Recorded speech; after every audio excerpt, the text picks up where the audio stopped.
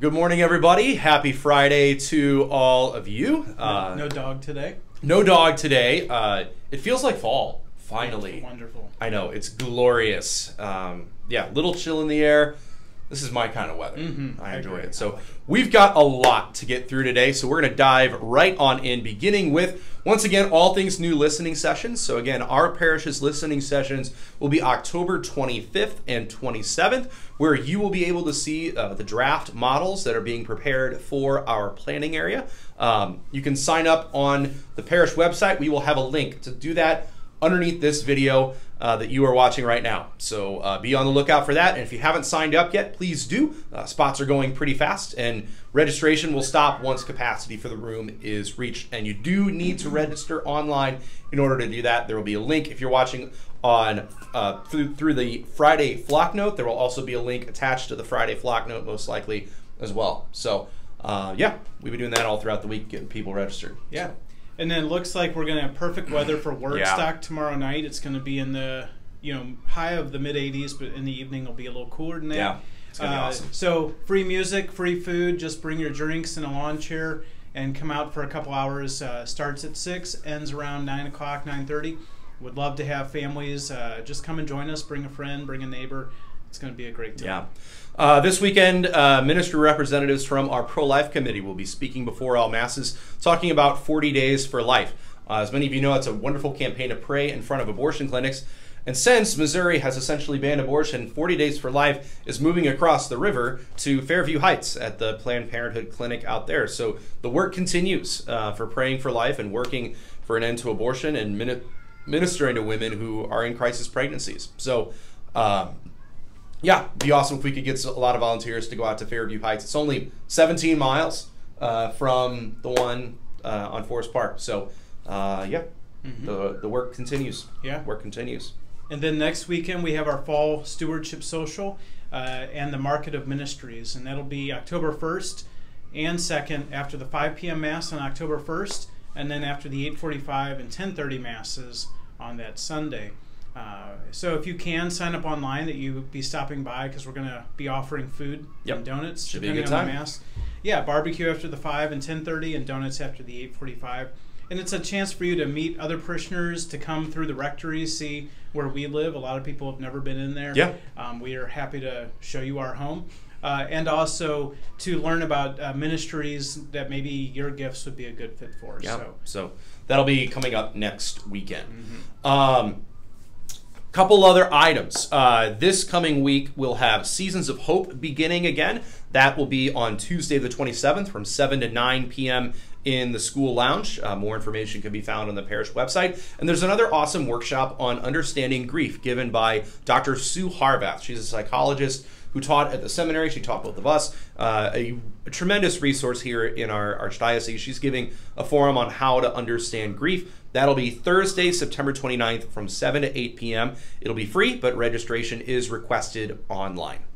Yeah, and then in 2 weekends, on October 8th, the Incarnate Word Athletics and the Gardening Angels will be doing a campus cleanup.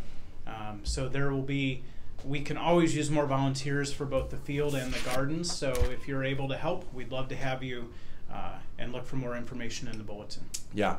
And again, IW Date Night is coming up on Saturday, October 15th. Whether you're engaged, celebrating a golden anniversary, or anything in between, it's a night to celebrate marriage and the beauty of that wonderful vocation. So it'll be a catered dinner, cocktails. It'll be in the Bollinger Hall? Yeah, it'll be down there in Bollinger Hall. Tickets are available on the parish website, or you can scan the QR code at the little bistro table, which is out in the parish lobby. Yeah, it'll be a really fun evening, so I hope we can get a lot of our couples to sign up and join us for that night. One other thing, it's not on our list, but I wanted to bring up 2 weeks from today, or 2 weeks from this week, the first full week of October, is every 4 years, all the priests of the archdiocese gather for a convocation, sort of a conference. It's at the Tantera Conference Center down at Lake of the Ozarks. So Monday to Friday, October 3rd through the 7th, there will only be one morning mass, and it will be at 7 a.m. Again, just one morning mass. There will be nothing taking place at 8:30. that whole week. Monday to Friday, just one morning Mass, 7 a.m., and that'll just be the week of October 3rd through the 7th. And Father Sullivan will have Mass all of those days. But just wanted to keep that in mind. We will also have a list of what other parishes are having Masses that week, because most of their priests are also going to be gone as well. But we just wanted to let you know about that so you can plan ahead for that week. Wonderful.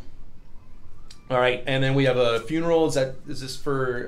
No. So we pray for the repose of the soul of Dan McIntyre, nephew of Patty Manicky and cousin of Caroline Ivy. So we pray for the repose of his soul and for all those who have died. Readings this weekend and preaching this weekend. The gospel is that wonderful parable of the poor man Lazarus and the rich man. I really haven't done a lot of work on my homily yet, but the words that kind of come to mind about the rich man is willful ignorance. Willfully ignorant of this poor man Lazarus who would beg at his door. And if anything, that's the reason why he's subjected to eternal punishment. It's because he was willfully ignorant. And whether it's us being willfully ignorant of the poor and the neglected, or even just being willfully ignorant of the truth, we can't afford to be willfully ignorant. Because that doesn't end well for us. We have to be aware of these things and to act on them. Because I think part of it is he was just scared of what seeing this man and actually seeing him with the eyes of faith would compel him to do.